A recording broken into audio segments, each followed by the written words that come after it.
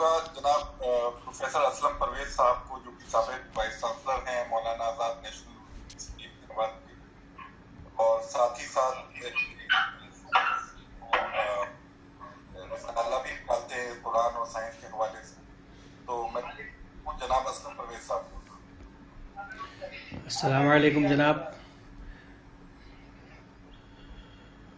اللہ کا شکر ادا کرنے کے بعد میں مشکور ہوں ندیم صاحب کا کہ انہوں نے مجھے یہ موقع دیا، اور انہوں نے اور عبدالقیوم انصاری صاحب نے یہ بہترین ایک نظم کیا ہے جس طرح سے ہم سبھی احباب سے جو مدارس سے جڑے ہوئے ہیں اس موقع بات کر سکیں، گفتگو کر سکیں.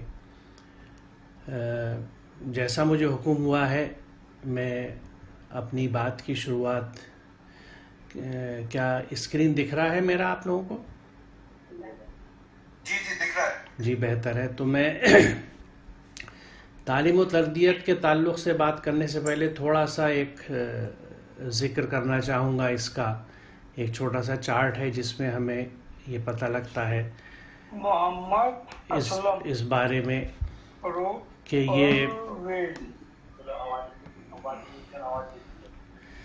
یہ جو بیماری ہوتی ہے یہ ایک وائرس کی وجہ سے ہوتی ہے، اور یہ وائرس ایک اللہ تعالیٰ کی بڑی عجیب تخلیق ہے کہ اس کو ہم نہ جانداروں میں گنتے ہیں نہ بے جانوں میں. اس کی خاصیت یہ ہے کہ جاندار کے جسم سے باہر بالکل بے جان رہتا ہے، لیکن جسم میں داخل ہو کے جاندار جس میں جان آ جاتی ہے اور یہ تقسیم ہونے لگتا ہے. ان وائرسز سے بہت ساری بیماریاں ہمارے سماج میں موجود ہیں، ایک عرصے سے چلی آ رہی ہیں، اور اس میں اس قبیل کی، اس خاندان کی سب سے عام بیماری نزلہ ہے جس سے ہم سب واقف ہیں. اس وائرس کو کرونا نام اس لیے دیا گیا کہ جیسے یہاں اس کی ایک یہ اسکیچ ہے، صحیح شکل نہیں ہے لیکن اس کے چاروں طرف یہ جو گھنڈی سی نظر آ رہی ہے اسے ایک حالہ سے اس کے چاروں طرف دکھتا ہے، اور لفظ حالہ لاطینی زبان میں چونکہ کورونا کہا جاتا ہے اس لیے یہی نام اس کا ڈال دیا گیا. ان گھنڈیوں کی وجہ سے یہ چپکتا بھی زیادہ ہے، اس لیے حلق کو متاثر کرتا ہے، اور حلق سے نیچے چلا جائے تو پھیپھڑوں میں جو سانس کی ہوا کے لیے نالیاں ہوتی ہیں ان میں بیٹھ جاتا ہے اور انہیں متاثر کرتا ہے. اس کے پھیلنے کا جو نظم ہے اس سلسلے میں تھوڑا سا بتا دوں کہ یہ جس کے جسم میں ہوگا ضروری نہیں اسے اس نے بیمار کیا ہو. یہاں ایک فرق نزلے اور اس بیماری میں یہ ہے کہ نزلہ عموماً ہوتے ہی اس کی شکل ظاہر ہو جاتی ہے کہ ناک بہنے لگتی ہے، چھینکیں آنے لگتی ہیں. یہ وائرس جسم میں جا کے فوراً آپ کو بیمار نہیں ڈالے گا، لیکن جس کے جسم میں موجود ہے اس کی چھینک سے، اس کے نزلے سے، اس کے لعاب دہن سے یہ پھیلے گا، دوسروں کو لگ سکتا ہے. چھینک کی احتیاط اسی لیے دیکھیے اس وقت یہ احتیاط بتائی جا رہی ہے جو بہت اہم ہے کہ ہم اپنے ناک کو اور منہ کو یا تو ماسک لگائیں یا گمچھا باندھ لیں یا کوئی کپڑا باندھ لیں، رومال باندھ لیں. یہ اس لیے کہا جاتا ہے کہ اچھا اکثر لوگ یہ سوچ سکتے ہیں کہ بھئی مجھے چھینک تو نہیں آ رہی تو میں کیوں باندھوں، اور میں صحت مند بھی ہوں.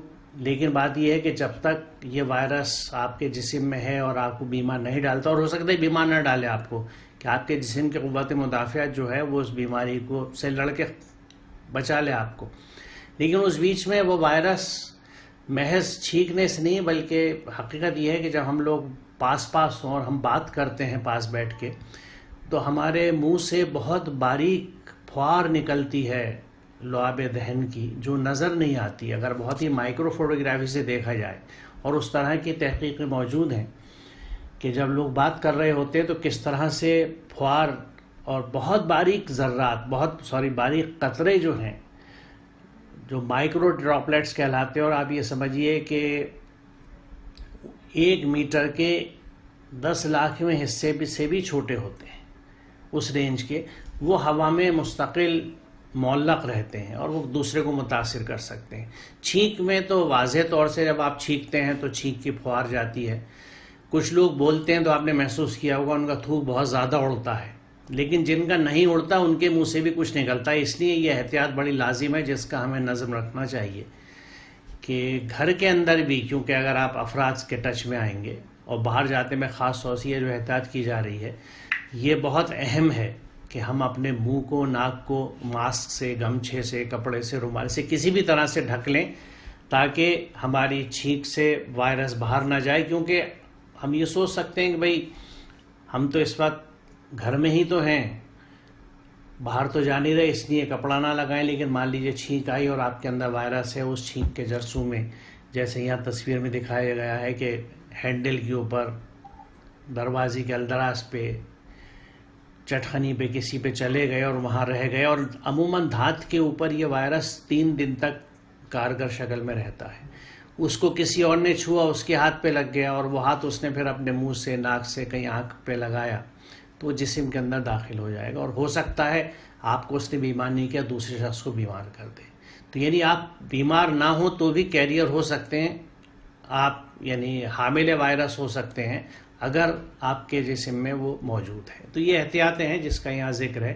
یہ وائرس انسان کے جسم میں جانے کے بعد سیل جو ہوتے ہیں ہمارے، جو بنیادی اکائی ہے جس سے پورا جسم بنا ہوا ہے، ان میں گھس کے ان کو تباہ کرتے ہیں اور ان کی مشینری کو استعمال کر کے اپنے جیسے وائرس بناتے ہیں. یعنی وائرس کی تقسیم کا عمل کسی جاندار کے جسم میں ہی ہوتا ہے اور وہاں پہ یہ تقسیم ہو کے بہت پھیلتا ہے، بڑھتا ہے اور جسم کو بیمار ڈال دیتا ہے.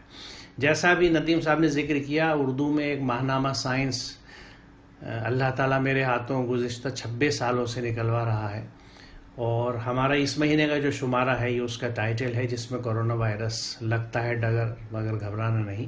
اس میں اس کی تفصیل موجود ہے. اور اگلے مہینے کا جو مئی کا شمارہ ہمارا آئے گا اس میں بھی ہم کورونا سے متعلق کافی مواد دے رہے ہیں.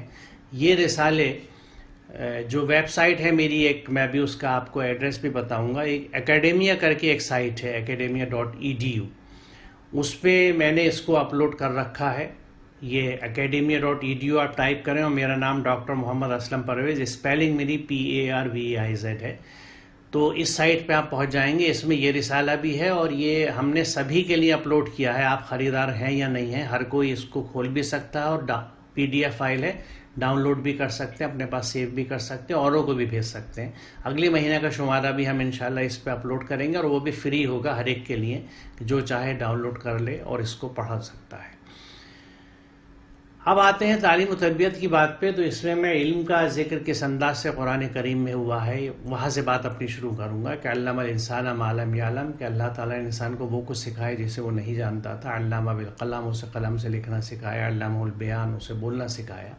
اب یہاں اللہ تعالیٰ کہتا ہے کہ میں نے سکھایا، لیکن اس کا یہ مطلب نہیں ہے کہ اس نے خود آ کے کسی کو سکھایا، بلکہ ہے کیا کیفیت کہ اس نے ہر انسان کے اندر یہ صلاحیت رکھ دی. مثال کے طور پہ لیکن 2 باتیں اہم ہیں کہ انسان کے اندر صلاحیت رکھی گئی اور دوسرا نظم اس نے انسانوں کے ہی ہاتھوں کرایا.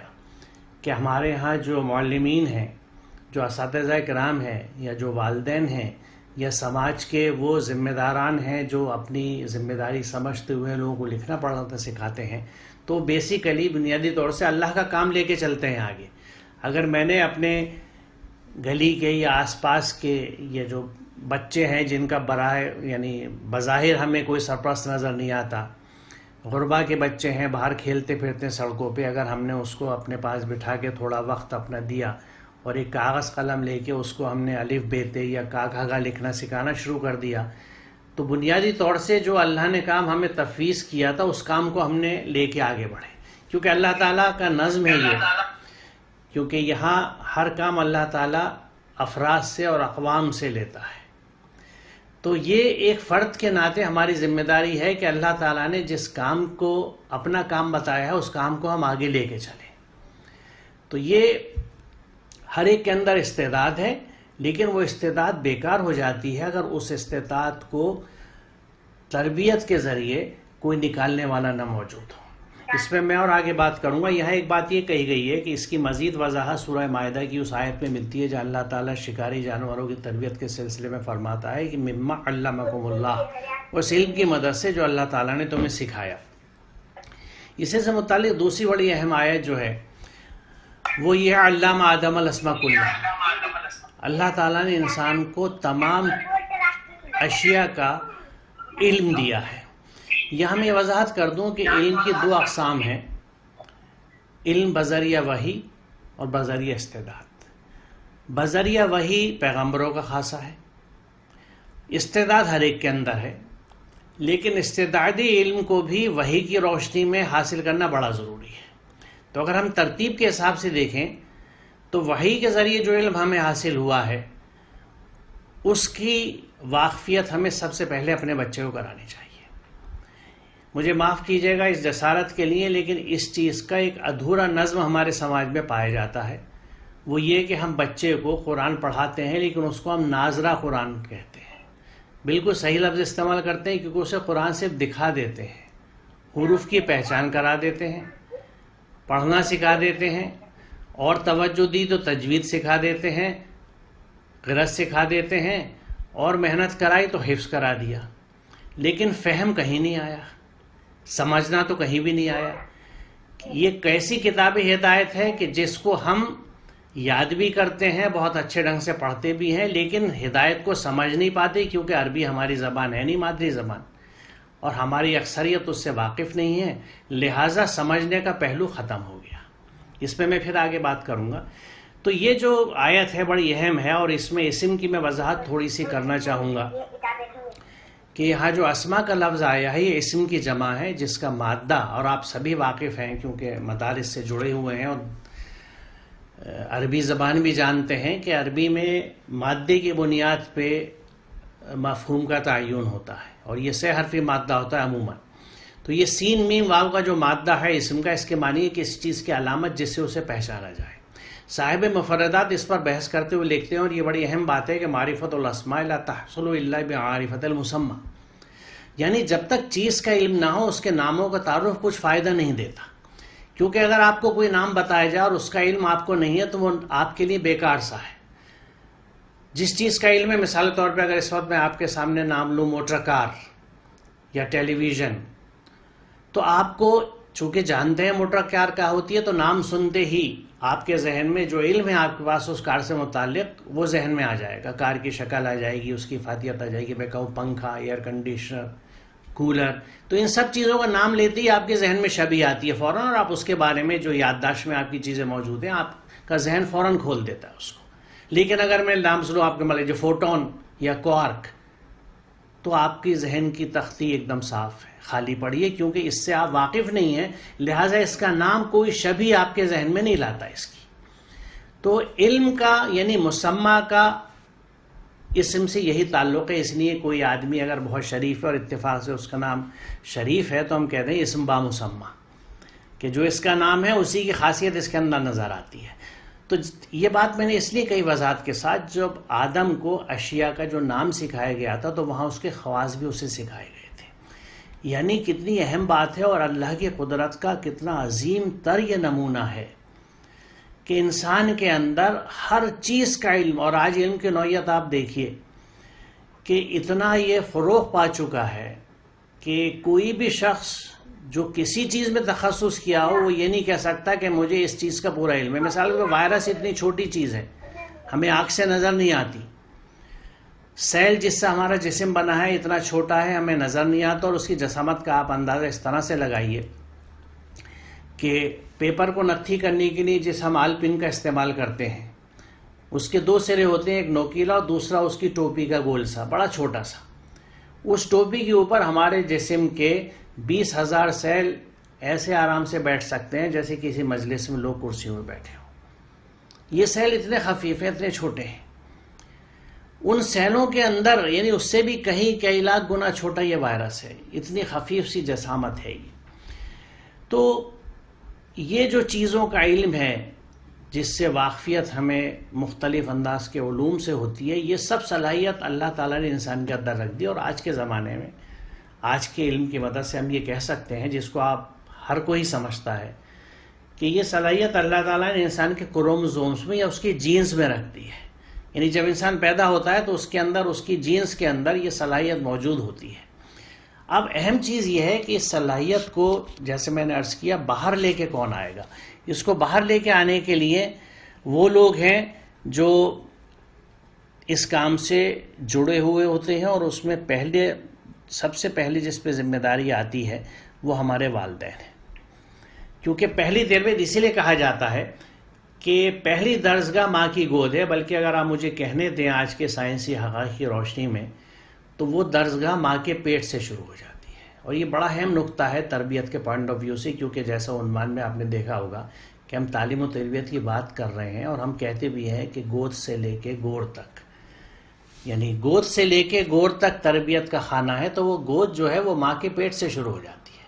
اور یہ حقیقت ہے کہ جس وقت کسی ماں کے پیٹ میں بچہ ہوتا ہے تو اس وقت وہ جو کچھ سوچتی ہے، جو کچھ کرتی ہے، اس کے اثرات براہ راست اس بچے پہ آتے ہیں.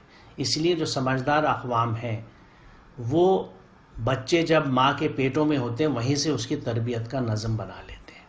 اور اس تربیت کا سب سے اہم پہلو یہ ہے کہ جو عورت بچے کو کیری کر رہی ہو، یعنی حاملہ ہو، اس کے گرد ماحول اچھا ہو، اس کو پڑھنے کی یعنی ہم موٹیویٹ کریں، اس کو کہیں کہ وہ اچھی چیزیں پڑھیں. سب سے بہتر چیز قرآن ہے، قرآن کو سمجھ کے پڑھیں. پڑھتی ہیں عورتیں، گھروں میں بہت نظم ہے پڑھنے کا. اور ابھی جیسا ذکر آیا ہے کہ رمضان میں تو یہ چرچے ہوتے ہیں، میں اپنے گھر میں بھی دیکھتا ہوں کہ عورتیں ایک دوسرے سے فون پہ پہلی چیز یہ پڑھتی ہیں کہ آج کتنے پارے پڑھے، میں رمضان میں اتنے قرآن ختم کر رہی ہوں، تم کتنے کرو گی. اور پھر ان سے پوچھا جائے کہ عورتوں کے تعلق سے سورہ نساء کے بارے میں ذرا آپ 4 جملے بول دیجئے تو انہیں کچھ نہیں پتہ. اور یہ بات انہی کی نہیں، ہم سب کی کیفیت یہ ہے کہ ہم نہایت عقیدت کے ساتھ اس کتاب کو پڑھتے ہیں. لیکن دیکھیے اگر یہ اس کے لیے بڑی تکلیف دہ اور دردناک آیت ہے سورہ فرقان، اگر آپ دیکھیں آیت نمبر 30، وقال الرسول یا رب انی قوم اتخذوا ھذا القرآن مہجورا. رونگٹے کھڑے ہو جاتے ہیں کہ قیامت کے دن نبی رسول پاک اللہ تعالیٰ سے کہیں گے کہ اے میرے پروردگار، میری اس قوم نے قرآن کا مذاق اڑایا ہے. اردو کے تراجم میں 3 اس کے ترجمے ملتے ہیں. ایسے پکڑا ہوا تھا جیسے چھوڑا ہوا ہوتا ہے، نشانہ تضحیک بنایا، اور اس کا مذاق اڑایا. یہ مہجورہ کی اصطلاح ہے. مہجورہ کا لفظ اس وقت اتنا نہیں ہے کہ میں اس کی تفصیل میں جاؤں کہ مہجور کا، لیکن مفہوم اس کا یہی نکلتا ہے. تو قرآن کا مذاق بنانا یہی ہے کہ جو کتاب ہدایت تھی اس کو ہم نے بہت عقیدت سے رکھا، سب سے اونچی جگہ پہ رکھا، جزدان میں چڑھا کے رکھا، اس کی قرأت کری، اس کو تجوید کا خیال رکھا، اس کو حفظ کیا، لیکن اس کو سمجھا نہیں جو اس پہ عمل کیا جا سکے. باہر کیف. تو یہاں پہ یہ میں عرض اس لیے کر رہا تھا کہ انسان کے اندر صلاحیت دے دی گئی ہر چیز کی، اور اس کی وضاحت میں نے تھوڑی سی اگلی سلائیڈ میں کی ہے کہ جو کلہ کا لفظ ہے، علامہ آدم الاسماء کلہ، یہ کلہ بڑی اہم چیز ہے کیونکہ ہر چیز کا علم اللہ تعالیٰ نے انسان کو دے دیا، مکمل علم اس کے پاس ہے. اور اس کی وضاحت یہاں ملتی ہے جہاں ہمیں یہ سورہ نحل میں یہ آیت ہے کہ جب ماں کے پیٹ سے ہم جاتے ہیں تو لا تعلمون شیئا کا لفظ ہے کہ کسی چیز کا علم نہیں ہوتا، لیکن اس کے بعد اللہ تعالیٰ نے سوچنے والے دماغ دیے، دل دیے، آنکھیں دی اور کان دیے تاکہ ہم شکر گزار بن سکیں. سوری. تو یہ جو کائنات ہے اس کا علم عموماً یہ 3 بنیادی چیزیں ہیں، جس میں کان ہے یعنی سن کے، دیکھ کے، اور اس کا تجزیہ کر کے، اس پہ تفکر اور تدبر کر کے ہم ان چیزوں پہ پہنچتے ہیں. اب یہاں بڑی اہم چیز ہے کہ یہ پہلے تو میں اس بات کو عرض کر دوں آپ سے کہ بچے میں ہر چیز کی صلاحیت ہے. اس کی گھر میں مثال ہم اس طرح دیکھ سکتے ہیں کہ جن گھروں میں افراد خانہ زیادہ ہوتے ہیں وہاں کے بچے جلدی بولنا سیکھتے ہیں، کیونکہ ہر کوئی اس بچے سے بولتا ہے، تو اس کو چاروں طرف سے سگنل مل رہے ہیں اور وہ سیکھ رہا ہے، جلدی سیکھتا ہے، جلدی بولتا ہے. دوسری بات اب یہ محسوس کریں کہ آپ کے اگر کوئی دوسری زبان کے بولنے والوں میں کچھ رشتہ دار یا دوست ہوں، مثال کے طور پہ تامل ناڈو میں ہوں یا کرناٹک میں ہوں، تو آپ دیکھیں گے ان کے گھر میں جو بچہ پیدا ہوتا ہے ہمارے گھر میں پیدا ہوئے بچے جیسا ہے، لیکن وہ کنڑ بولنا سیکھ لیتا ہے. تامل ناڈو میں ہے تو تامل زبان بولتا ہے، ہمارے گھر میں اردو ہندی بولتا ہے. اگر اس بچے کو آپ کم عمری میں ہی جرمن لے جائیے تو جرمن زبان بولنے لگے گا، فرانس لے جائیے فرینچ بولنے لگے گا، برطانیہ لے جائیے، امریکہ لے جائیے، انگریزی بولنے لگے گا. یعنی لسانی صلاحیت کا یہ نمونہ ہے کہ اس میں صلاحیت موجود ہے کہ ہر زبان کو جس کو، اور اس کو ہم اس طرح بھی دیکھتے ہیں کہ اگر اس کو ہم درسگاہ میں بھیج دیتے ہیں، اگر اسکول میں بھیجتے ہیں تو وہ انگریزی بھی سیکھتا ہے، اگر بنگال کا اسکول ہے تو بنگالی بھی سیکھتا ہے، ہندی بھی سیکھتا ہے، اردو بھی سیکھتا ہے. یعنی جو زبان اسے سکھائی جاتی ہے وہ سیکھ لیتا ہے. اور معاملہ زبان کا ہی نہیں ہے، اسے جس طرح کا علم آپ اسے سکھائیں، مثال طور پہ آپ نے اسے مدرسے بھیج دیا، درس نظامی کے تحت آپ اسے صرف نحو پڑھائیے وہ پڑھائے گا، آپ اسے گرامر پڑھا رہے ہیں وہ پڑھے گا. اگر آپ اسے اسکول میں بھیج دیں گے تو وہ سائنس بھی پڑھتا ہے، جغرافیہ بھی پڑھتا ہے، اردو بھی پڑھتا ہے، یعنی جو چیز اسے سکھائی جاتی ہے وہ اسے سیکھ لیتا ہے. تو یہاں اہم کردار کس چیز کا ہے، اہم رول کس چیز کا ہے کہ اسے سکھایا کیا جا رہا ہے، اور اس سے خطرناک بات یہ کہ سکھایا بھی جا رہا ہے یا نہیں. یہ بہت اہم چیز ہے، کیونکہ جن بچوں کو ماں باپ بھی کچھ نہیں سکھاتے، وہ یہ سمجھتے ہیں کہ میری ذمہ داری جو ہے، اور ماں اور باپ دونوں کی بات میں کر رہا ہوں کیونکہ ہمارے ایک بہت ہی مجہول تصور یہ پایا جاتا ہے کہ گھر کی اور بچوں کی ذمہ داری جو ہے وہ گھر والی کی ہے، میری ذمہ داری یعنی مرد کی ذمہ داری صرف باہر کی ہے. باپ کی حیثیت سے تربیت میں میرا جو رول ہے میں اس سے انکار نہیں کر سکتا، کیونکہ اس کی میں وضاحت تھوڑا سا اور آگے کروں گا. تو یہاں جب سیکھنے سکھانے کی یا تعلیم و تعلم کی بات ہوتی ہے تو یہاں دیکھیے سب سے ایک اہم چیز جو ہے، جو جس طرح ہمارے جسم کو غذا چاہیے اس کی نشو و نما کے لیے، اسی طرح دماغ کی نشو و نما سب سے زیادہ صرف ایک چیز سے ہوتی ہے جس کو ہم سوال کہتے ہیں. اور ہمارے معاشرے میں سوال کو زیادہ پسند نہیں کیا جاتا. بچہ آپ دیکھیں گے جب چھوٹا ہوتا ہے تو وہ ہر چیز کو پوچھتا ہے، ابا یہ کیا ہے، اماں یہ کیا ہے، اور کبھی کبھی ماں باپ پریشان ہو کے اسے جھڑک بھی دیتے ہیں. یہ قدرتی صلاحیت ہے اس کے اندر کہ وہ پوچھ رہا ہے، وہ جاننا چاہتا ہے، وہ سیکھنا چاہتا ہے اپنے گرد و پیش کی چیزوں کے بارے میں، اور تجربے کرتا ہے. نہیں اس چیز کو اٹھائے گا، اس میں سمجھ نہیں، منہ میں رکھ لے گا. نمک ہے، کڑوا ہے تو تھو کرے گا کہ یہ تو اچھی چیز نہیں ہے. شکر منہ میں رکھے گا تو مزہ آئے گا اسے. یہ اس کے سیکھنے کا عمل ہے، وہ چیزوں کو پہچان رہا ہے چکھ کے. خوشبو سے پہچانتا ہے، سونگھ کے پہچانتا ہے. اس لیے آپ دیکھیں گے بہت چھوٹا بچہ روتا ہوا ماں کی گود میں جا کے چپ ہو جاتا ہے، کیونکہ جس ماں کے جسم کا وہ حصہ ہے اس کو پہچانتا ہے، اس کی خوشبو پہچانتا ہے، اس لیے فوراً خاموش ہو جاتا ہے. تو یہ جو سیکھنے کا عمل ہے اس میں سوال کی بڑی اہمیت ہے. اور یہاں میں آپ سے عرض کروں کہ ہماری درسگاہوں میں خاص طور سے ہمارے اساتذہ کرام کی اکثریت ایسی ہے جو سوالوں کو پسند نہیں کرتی. یہاں میں آپ سے یہ عرض کروں اور آپ کی توجہ چاہوں گا، آپ لوگ مجھ سے زیادہ واقف ہیں، کہ توجہ فرمائیں قرآن کریم میں کس طرح سے اس کا ذکر ہے کہ حضرت ابراہیم علیہ السلام اللہ تعالیٰ سے سوال کرتے ہیں کہ میرے رب تو مجھے بتا دے مردوں کو کیسے زندہ کرے گا. اللہ تعالیٰ نے پوچھا ابراہیم کیا تو ایمان نہیں رکھتا؟ فرمایا ایمان تو رکھتا ہوں لیکن دل کا اطمینان چاہیے.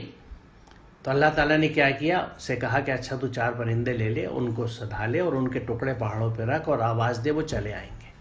اب ذرا اس پہ تدبر کیجئے، غور و فکر کیجئے. پہلی بات تو یہ کہ جب اللہ سے سوال کیا جا سکتا ہے تو ہر ایک سے سوال کیا جا سکتا ہے.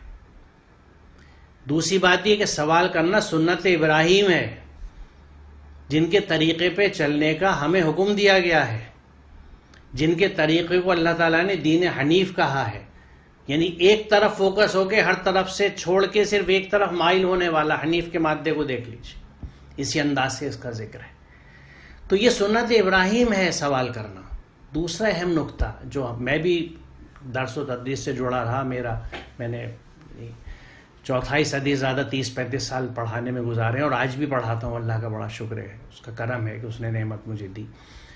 تو اب اکثر کوئی اگر آپ سے سوال کرتا ہے اور ہم اسے مثالوں سے اچھی طرح سمجھا کے اس کو مطمئن نہیں کر دیتے تو ہم نے کمی چھوڑ دی. اور اگر ہم مطمئن کر دیتے ہیں تو یاد رکھیے یہ سنت اللہ ہے، اللہ کی سنت ہے کہ سوال کرنے والے کو مطمئن کر دینا اپنے جواب سے.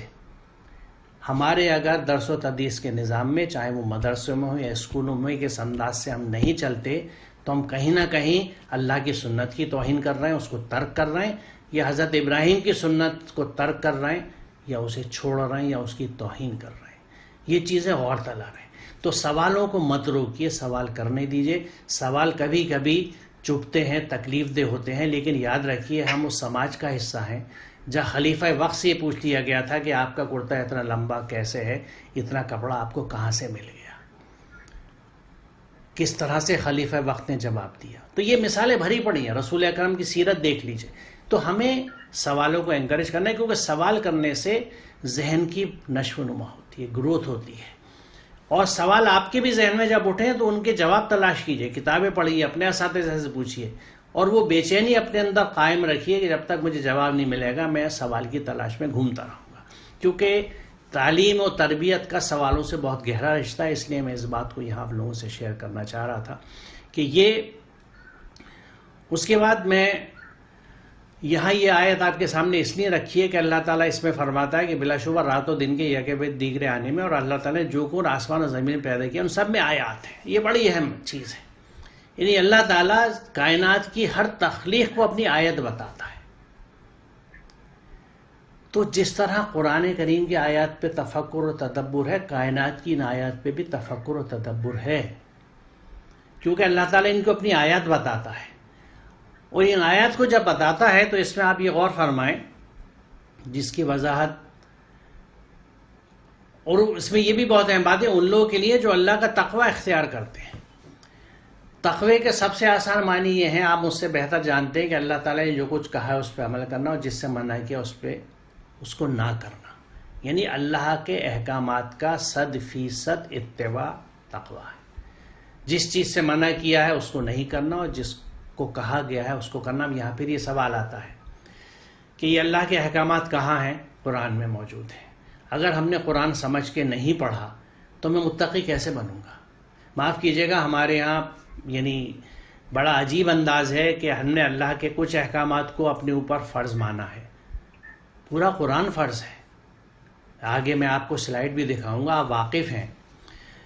سورہ قصص کی آیت نمبر 85 کیا کہتی ہے کہ ان الذی فرض علیک القرآن لا رد کلمات. فرض علیک القرآن، قرآن ہم پہ فرض ہے.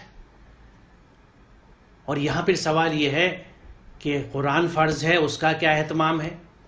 نماز فرض ہے، اس کا اہتمام ہم کتنا کرتے ہیں ہمیں معلوم ہے.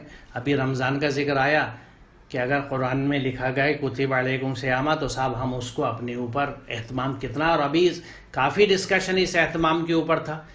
قرآن فرض ہے، اس کے اہتمام کے بارے میں ہماری توجہ کیوں نہیں ہوتی؟ اس کا نتیجہ یہ ہے کہ ہم نے کچھ احکامات کو، جس میں اقیموا الصلاۃ وآتوا الزکاۃ بھی ہے، کتب علیکم الصیام بھی، کچھ احکامات کو اپنے لیے فرض جان لیا ہے، جبکہ قرآن کہیں پہ ہی نہیں کہتا کہ یہ احکامات میرے ایسے ہیں جو فرض ہے اور ان پہ عمل کرو، ان پہ نہ عمل کرو. کہیں پہ ترجیحات بھی نہیں ہے کہ اس کو چھوڑ دو اور ان کو عمل نہ کرو.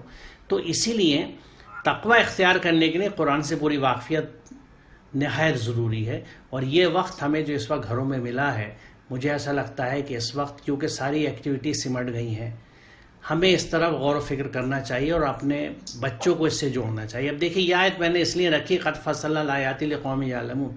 اللہ تعالیٰ، پچھلی سلائیڈ میں آپ نے کیا دیکھا کہ اللہ تعالیٰ اپنی کائنات کی ہر تخلیق کو اپنی آیت بتاتا ہے.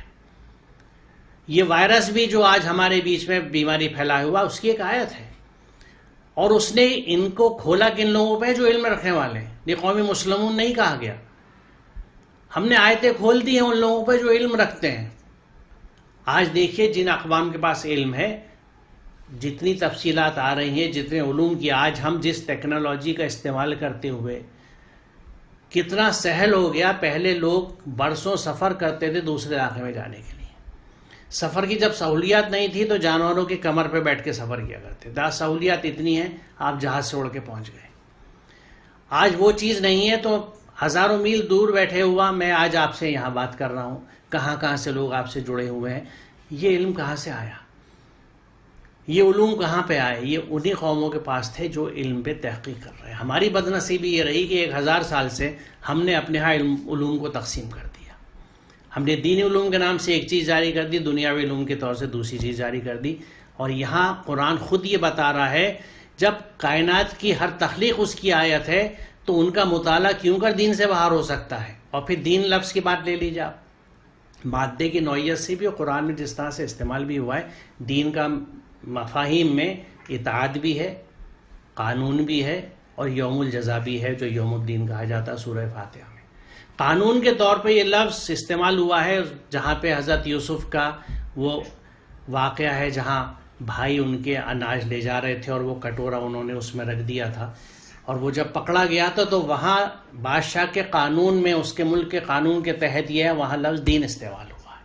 تو دین میں قانون کا بھی مفہوم ہے، دین میں اطاعت کا بھی مفہوم ہے. تو قانون اگر مفہوم ہے دین کا، تو اللہ کے قوانین جو پوری کائنات میں چلتے ہیں ان کا مطالعہ کیوں کر دین سے باہر ہوتا ہے؟ یہ غور طلب نقطہ. اور اللہ کا شکر ہے آج لوگ بہت اس بات کو سمجھتے ہیں، اور وہ سختیاں نہیں رہی ہیں جو ہم نے بالکل 2 حصوں میں 2 دھڑوں میں علوم کو بانٹ رکھا تھا. آج بڑی کوشش ہے کہ ان علوم کو پھر سے یکجا کیا جائے اور علم کی ایک جامع تصور بھی بنے، اور ہماری جامعات میں جامع علوم کی تعلیم کا انتظام ہو. بہرحال تو یہ آیت میں نے اس لیے رکھی تھی کہ اللہ تعالیٰ علم رکھنے والوں کے لیے اپنی آیات کو کھولتا ہے، اور علم کے تعلق سے رسول اکرم کا یہ قول ہمیں خوب اچھی طرح معلوم ہے کہ طلب العلم فریضۃ علی کل مسلم، ہر مسلم پر طلب علم فرض ہے. یہ حدیث ہے جس کا ہم ذکر کرتے ہیں، اس سے ہم بخوبی واقف ہیں.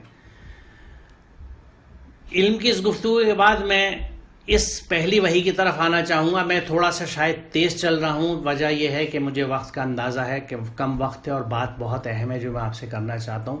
اس کو ہم پہلی وحی کے طور پہ جانتے ہیں، اقرأ باسم ربک الذی خلق. میرا آپ سب حضرات سے نہایت ادب سے یہ سوال ہے، کیونکہ میں سوالوں کو پسند کرتا ہوں اور آپ بھی ضرور کیجیے گا. اگر مجھے آتا ہوگا تو جواب دوں گا، نہیں آتا ہوگا تو معذرت کر لوں گا کہ کہیں پڑھ کے پھر آپ کو بتاؤں گا. اقرأ تو حکم کا صیغہ ہے نا، تو اس کو ہم اللہ کا پہلا حکم کیوں نہیں کہتے؟ یقیناً یہ پہلی وحی تھی لیکن یہ پہلا حکم تھا. اقرأ پڑھو اس رب کے نام سے جس نے پیدا کیا. یہ بھی بہت اہم نقطہ، اسی لیے میں نے سورۃ سے لکھا. اور اسم کے ساتھ یاد رکھیے گا جو ابھی ہم نے ڈسکشن کیا ہے کہ مسمى شامل ہے، یعنی اپنے رب کے نام اور اس کی صفات کلیہ کے ساتھ پڑھو. اب اقرأ پڑھنے کا حکم کا سب سے پہلا حکم، اور یاد رکھیے یہ حکم کس پہ آیا؟ نبی امی کے اوپر. کہ پہلا کام کیا دیا گیا، پہلا ٹاسک کیا تھا کہ پڑھو. پہلا حکم توحید کا نہیں ہے، نماز کا نہیں ہے، روزے کا نہیں ہے، زکوٰۃ کا نہیں ہے، حج کا نہیں ہے، پڑھنے کا ہے. کیا نظم ہے ہمارے یہاں پڑھنے پڑھانے کا؟ اگر ہم اس کو پہلا حکم مانتے اور قرآن کی اتباع کرتے، قرآن کو فرض مانتے، تو کیا یہ قوم ہندوستان میں نہیں پوری دنیا میں سب سے کم پڑھی لکھی قوم ہو سکتی تھی کیا؟ یہ اعداد شمار خود یہ بتاتے ہیں کہ قرآن سے ہمارا رشتہ کیا ہے. ہم قرآن کے چند احکامات کو فرض سمجھ کے لے کے چلتے ہیں، باقی احکامات ہمارے معاف کیجیے گا بالکل نظر سے ہٹا دیے ہیں. تو اقرأ باسم ربک الذی، پہلے آپ کو میں نے وہ حدیث دکھائی تھی طلب العلم فریضۃ علی کل مسلم. یہاں اللہ تعالیٰ پہلا حکم ہی رسول پہ دیتا ہے. اس لیے بہت ہی مناسب بات کہی انہوں نے. کیا غلط کہا کہ ہر مسلمان پہ فرض کر دیا گیا، کیونکہ پہلا حکم ہی یہ آیا تھا پڑھنے پڑھانے کا. اس کے بعد اگلی چیز جو میں سے آپ سے ڈسکس کرنا چاہوں گا سورہ نحل کی آیت نمبر 90 ہے، جس سے اکثر آپ لوگ جب جمعے کا خطبہ دیتے ہوں گے تو اس میں شامل کرتے ہوں گے کہ ان اللہ یامر بالعدل والاحسان وایتاء ذی القربى وینہی عن الفحشاء والمنکر والبغی یعظکم لعلکم تذکرون. اس میں پہلی چیز پہ آپ کی توجہ چاہوں گا کہ اللہ تعالیٰ حکم دیتا ہے عدل کا. ان اللہ یامر، حکم دیتا ہے عدل کا، اور عدل کے مادے میں اعتدال بھی شامل ہے. اسے بھی ذہن میں رکھیے گا. اعتدال کہتے ہیں موڈیسٹی، درمیانہ روی، مڈل پاتھ. ایکسٹریمز کو، شدتوں کو ہمیں اوائڈ کرنا ہے. کبھی بھی شدت پسندی ہمارے مزاج میں نہیں ہونی چاہیے. مزاج بھی معتدل ہو، انداز بھی میانہ روی کا ہو، درمیانہ راستے پہ ہم چلیں. اور اس سے اہم بات یہ ہے کہ عدل کریں، انصاف کریں. اب دیکھیے، یا تو آپ لوگ میں جیسا عرض کرتا ہوں میرے سے بہتر جانتے ہیں ان چیزوں کو.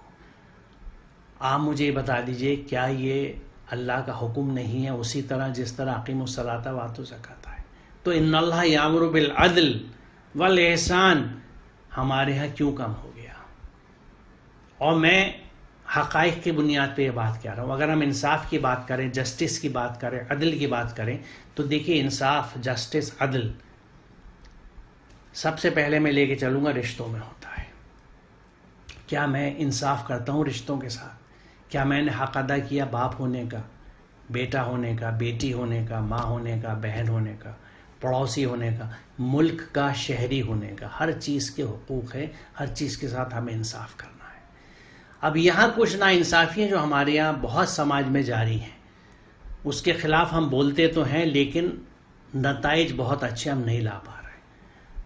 پہلی ناانصافی، پہلا انجسٹس ہمارے ہاں کس طرح سے ہوتا ہے کہ میرے ہاں بیٹا پیدا ہوتا ہے تو میں بہت خوش ہوتا ہوں، اور بیٹی پیدا ہوتی ہے تو میری اکثریت کے منہ لٹک جاتے ہیں، جس کو قرآن میں ذکر کیا گیا ہے کہ ان کے منہ پہ سیاہی چھا جاتی ہے جب ان کو یہ خبر دی جاتی ہے کہ تمہارے یہاں بیٹی پیدا ہوئی. اور ہم بیٹی کو ناپسند اتنا کرنے لگے ہیں کہ ہمارے ہاں اسقاط حمل ہوتے ہیں. لڑکی پیدا ہوئی تو یا تو اس کو پیدا ہی نہیں ہونے دیتے، ماں کی کوکھ میں مار دیتے ہیں، اور پیدا ہو گئی تو اس کو کچرے کے ڈھیر پہ پھینک دیا جاتا ہے. اور یہ ہماری سماج کا حصہ ہے. ہو سکتا ہے آپ یہ کہہ سکتے ہیں کہ مسلم سماج میں زیادہ نہیں ہیں، لیکن اگر دیگر سماجوں میں ہیں تو قوم مسلمین کے تحت ہمارا ذمہ داری نہیں تھی. اور حقیقت یہ ہے کہ دیکھیے، جس چیز کو میں خود نہیں کرتا اور یقین نہیں رکھتا، میرے عمل کا حصہ نہیں ہے، میں دوسرے سے اس کے لیے تلقین بھی نہیں کر سکتا، تبلیغ بھی نہیں کر سکتا، دعوت بھی نہیں دے سکتا. قرآن نے واضح طور سے یہ بات کہی ہے کہ تم وہ کیوں کہتے ہو جو تم نہیں کرتے. اللہ کے نزدیک یہ نہایت ناپسندیدہ بات ہے کہ تم وہ کہو جو تم نہیں کرتے. تو اگر میں کہیں اپنے دل میں بیٹوں کو پسند کرتا ہوں اور بیٹی کو پسند نہیں کرتا یا کمتر درجے پہ رکھتا ہوں، تو مجھے کوئی حق نہیں ہے قرآن کے روح سے کہ میں لوگوں کو یہ تبلیغ کروں کہ تم یکساں سمجھو، ان کو، ان کے بیچ میں انصاف کرو. تو پہلی چیز یہ ہے، دیکھیں میں چونکہ تعلیم و تربیت سے جڑا ہوا ہوں، اور یہ ایک عادات ہیں جو ہر جگہ کے ہیں، ہندوستان کے خاص طور سے ہر شہر کے، کہ بچیاں زیادہ پڑھ رہی ہیں، بچے کم پڑھتے ہیں. لڑکیوں کی شرح زیادہ ہے پڑھنے والوں کی جو بچی جاتی ہیں. بچے پڑھتے نہیں ہیں، کھیل کھلاڑ میں لگے رہتے ہیں، گھروں سے باہر گھومتے ہیں، لفنڈر پن کرتے ہیں، آوارہ گردی کرتے ہیں، کاموں میں آسانی سے نہیں آتے. تو مجھ سے بہت سی مجالس میں لوگوں نے سوال کیا کہ صاحب لڑکے ہمارے نہیں پڑھتے، اس کا ہم کیا کریں. تو میں نے اس سے واحد حل یہ ہے کہ جو جگہ آپ نے لڑکی کو دے رکھی ہے وہ لڑکے کو دے دیجیے، اور جو جگہ لڑکے کو دی ہے وہ لڑکی کو دے دیجیے. جس طرح آپ لڑکے سے محبت کرتے ہیں، اس پہ پیسہ خرچ کرنا چاہتے ہیں اور اس کو اپنا ولی عہد مانتے ہیں، وہ آپ لڑکیوں کو مان لیجیے. تو یہ ایک ناانصافی ہے جو ہمارے سماج میں پہلے طور سے ہوتی ہے. اور دیکھیے، لڑکی کے تعلق سے میں آپ سے عرض کروں، آپ کی نظر سے یقیناً گزری ہوگی، آپ میں سے بہت حفاظ بھی ہوں گے. سورہ تکویر، التکویر یاد کیجئے، آیت نمبر 8 اور 9. رونگٹے کھڑے ہو جاتے ہیں. قیامت کا ذکر اللہ تعالیٰ اس طرح کرتا ہے کہ اور وہ دن جس دن اس لڑکی سے سوال کیا جائے گا کہ تو کس جرم میں ہلاک کی گئی تھی. وہ لڑکیاں جو اس وقت کے عرب کلچر میں ریت میں دبا کے مار دی جاتی تھیں، آج ماں کے پیٹ میں ماری جاتی ہیں، پیدا ہونے کے بعد ماری جاتی ہیں، جہیز کی تلاش میں ماری جاتی ہیں، جلائی جاتی ہیں. اللہ تعالیٰ اس کو کتنی درد مندی سے لیتا ہے کہ اس نے یہ ذکر اس انداز سے کیا ہے قیامت کے تعلق سے کہ وہ دن جس دن اس لڑکی سے پوچھا جائے گا کہ تو کس جرم میں ماری گئی. کیا ہماری نظروں سے یہ اوجھل ہو گئی ہیں چیزیں؟ یقیناً ہو گئی ہیں، کیونکہ قرآن اوجھل ہے. ہم اس انداز سے اگر لوگوں کو قرآن لے کے جائیں گے اور انہیں بتائیں گے تو ناممکن ہے کہ جس کے دل میں ذرا سا بھی ایمان ہے وہ اپنی لڑکی پہ زیادتی کرنے سے پہلے اس چیز کا خیال دل میں نہیں لائے گا. جہیز کے تعلق سے میں آپ سے عرض کروں کہ قرآن میں جہاں ممانعت خمر کی گئی ہے وہاں اس کے ساتھ میسر بھی ہے. میسر کا ترجمہ کیا گیا جوا. وجہ یہ تھی کہ اس وقت مفت میں پیسہ کمانے کا ذریعہ صرف جوا تھا. آپ مادے کے اعتبار سے دیکھ لیجئے تو اس کا مفہوم ہے مفت ہاتھ آیا ہوا مال، جس کو ایزی منی کہتے ہیں. یعنی بنا مشقت کے، بنا میچنگ ایفرٹس کے، جتنی محنت کری ہے اتنا آپ حقدار ہیں حلال روزی کے. بنا محنت کے جو چیزیں آیا ہے، مفت کا مال جس کو کہتے ہیں، وہ میسر ہے. یہ جہیز مفت کا مال ہے. کتنی بچیاں اس وقت جہیز کی وجہ سے بیٹھی رہتی ہیں، لیکن ہر چیز میں خیر کا پہلو ہوتا ہے. میں اس وقت کورونا وائرس کے اس خیر کے پہلو کا احساس آپ سے شیئر کرتے ہوئے اللہ کا شکر کرتا ہوں، کیونکہ آج اس کورونا وائرس کی وجہ سے جو شادیاں ہو رہی ہیں وہ بڑی سادگی سے ہو رہی ہیں، اور اللہ کرے بعد میں پھر سامان ٹرکوں میں بھر کے گھروں کا نہ پہنچایا جائے. بالکل سادگی سے شادی ہو رہی ہے، ضیافتیں نہیں ہیں، دکھاوا نہیں ہے، بڑے بڑے تمبو اور شامیانے اور بڑے بڑے جو شادی گھر ہیں وہ نہیں سجائے جا رہے ہیں، لاکھوں روپیہ بچ رہا ہے. کیا یعنی دیکھیے، میں پھر یہ بہت تیکھا سوال کروں گا کہ کورونا کے ڈر سے ہم سادہ شادی کر سکتے ہیں، اللہ کے ڈر سے سادی شادی نہیں کر سکتے. وہ قرآن جو اسراف سے منع کرتا ہے، جو پیسے کو ضائع کرنے سے منع کرتا ہے، جو دکھاوے کو منع کرتا ہے، ہماری شادیوں میں فنکشنز میں یہ سب کچھ ہوتا ہے. جہاں ممانعت ہے مفت کے مال کی، وہاں جہیز دیا جاتا ہے، مختلف ناموں سے دیا جاتا ہے. اور بڑی عجیب بات ہے کہ مجھے اپنے ان بچوں کی مردانگی پہ شک ہوتا ہے کہ وہ کس طرح سے دوسرے کے مال پہ مستی کرتے ہیں. انہیں اپنے قوت بازو پہ اور اللہ تعالیٰ کے رزاقی پہ یقین نہیں ہے. وہ یہ نہیں سوچ سکتے کہ میں اپنے بازو سے کماؤں گا، جس حال میں رکھوں گا اپنی بیوی بچوں کو اپنے پیسے سے رکھوں گا، میں کیوں کسی کے پیسے بھیک کیوں لوں کسی سے. بھیک ہے یہ جس کو ہم عزت کے ساتھ، کیونکہ ہم اپنے طور سے طے کر لیتے ہیں کہ عزت کس چیز میں، ذلت کس چیز میں ہے. جہاں آپ قرآن کی تکذیب کریں گے وہاں عزت کبھی آپ کو نصیب نہیں ہو سکتی. تو یہ وہ ناانصافیاں جو ہمارے سماج میں ہوتی ہے. اسی لیے جس کے گھر میں لڑکی پیدا ہوتی ہے وہ اس دہشت سے پریشان ہو جاتا ہے کہ اب یہ پیدا تو ہو گئی، اس کا جہیز کہاں سے لاؤں گا. تو یہ سوچیے کہ سماجی کتنی یہ فساد ہیں زمین کے. ہم مفسد ہیں جبکہ مصلح ہمیں ہونا چاہیے تھا. ہم نے فساد پھیلایا، اس کا حصہ بنے ہیں. اگر اس پہ خاموش ہیں تو بھی ذمہ دار ہیں، اور اگر ہم اس کی پریکٹس کر رہے ہیں. آپ مجھے بتا دیجیے آپ کے اطراف میں کون سے گھر ہیں جس میں بنا جہیز کی شادی ہوئی ہو؟ کون سے گھر ہیں جس میں ضیافتیں نہ ہوئی ہوں، یہ لڑکی گھر جا کے لڑکے والوں نے بارات کو لے جا کے کھانا نہ کھایا ہو؟ یہ کہاں کا انصاف ہے؟ کیوں آپ اپنے رشتہ داروں پہ، اپنے نئے رشتہ داروں پہ ایک بوجھ ڈالتے ہیں؟ دوسری اہم چیز یہ دیکھیں، میں آپ سے عرض کروں کہ لڑکی کی تعلیم، تھوڑا سا ٹائم بہتر ہے، میں بالکل وائنڈ اپ کر رہا ہوں. اصل میں یہ موضوع ایسا ہے، میں جذباتی طور سے اتنا جڑا ہوا ہوں، میں معافی چاہتا ہوں، لیکن میں اس کو سم اپ کر دیتا ہوں کہ لڑکی کی تربیت ہمارے اوپر، کیونکہ طلب العلم فریضۃ علی کل مسلم، اور اس میں مسلم و مسلمہ بھی شامل ہے. تو ہمارے اوپر جب فرض ہے تو ہم بچیوں کی تعلیم پہ بھی توجہ دیں. اور پھر ایک بات اور بھی یہ دیکھیے کہ بچے کی پہلی درسگاہ ماں کی گود ہے. اگر ماں خود تعلیم یافتہ نہیں ہے، سمجھ نہیں رکھتی، صحیح فیصلے نہیں لے سکتی، تو آپ نے تو ایک بنجر گود دے دی. اس میں صلاحیت کیا ہوگی؟ اس صلاحیت کے تعلق سے ایک چیز اور آپ کو عرض کروں کہ ایک بچی جس نے علم حاصل نہیں کیا، پوری زندگی کو نہیں سمجھا، تجربات نہیں کیے زندگی کے، واقفیت پوری نہیں ہے، بہت کم عمر ہے، اس کی شادی ہم کیسے کر سکتے ہیں؟ یہ دوسری ناانصافی ہے جو ہمارے گھر میں ہوتی ہے. کیا آپ اگر کھیتی سے جڑے ہوئے ہیں تو کچی فصل کبھی کاٹ کے لاتے ہیں؟ کیا آپ گھر میں کچا کھانا کھا سکتے ہیں؟ تو پھر ایک بچی جس کی عمر کچی ہے، اس کو تجربے کچھ نہیں ہے، نہ علم اسے پوری طرح سے ہوا، نہ اس کی خود تربیت ہوئی. آپ نے جب اس کو شادی کے بندھن میں باندھ دیا تو اس کے یہاں جو اولاد ہوگی وہ بیچاری اسے کیا تربیت دے گی؟ تو کیا میں اللہ کے جواب دہ نہیں ہوں اس بات کا کہ میں نے انصاف نہیں کیا؟ یہ عدل کے تعلق سے میں آپ سے بات کر رہا ہوں. یہ اللہ کا حکم ہے کہ انصاف کریں. تو بہرحال اس کے بعد جو ذکر ہے میں یہاں مختصر کروں گا، کیونکہ آپ اتنے سمجھدار ہیں کہ اگر آپ کے دل کو یہ بات لگ گئی تو اس پہ مزید آپ خود سوچ سکتے ہیں، غور و فکر کر سکتے ہیں، اپنے سماج میں اپنے ممبر سے اس بات کو آگے لے کے جا سکتے ہیں. عدل کے بعد احسان کا ذکر ہے جو بڑی اہم چیز ہے، اور اس کے لیے میں آپ سے عرض کروں کہ اللہ تعالیٰ احسان کرنے کا حکم اتنی عمدہ طریقے سے دیتا ہے کہ وَأَحْسِنُوا إِنَّ اللَّهَ يُحِبُّ الْمُحْسِنِينَ. احسان کرو، اللہ احسان کرنے والوں سے محبت کرتا ہے. اللہ کی رحمت محسنین کے قریب ہے، اور احسان کرنے والوں کے اللہ ساتھ ہے.